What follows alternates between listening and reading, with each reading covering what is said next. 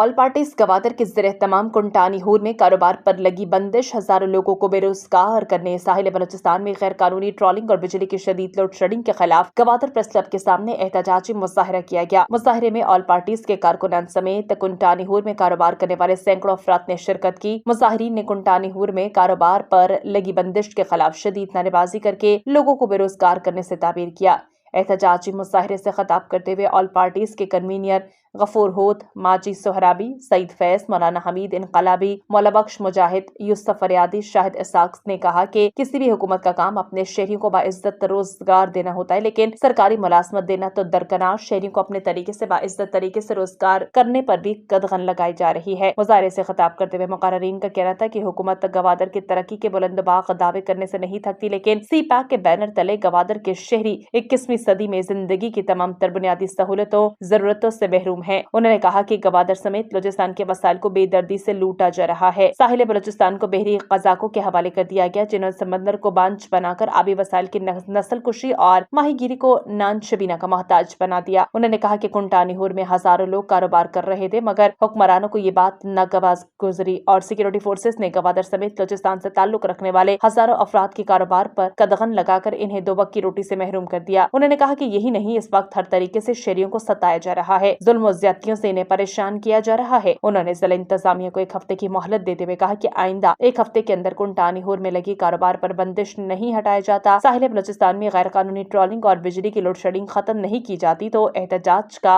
वसीतर सिलसिला शुरू किया जाएगा और जिसमें ट्रॉलर भगाओ चूल्हा जलाओ मुहिम भी शामिल होगी।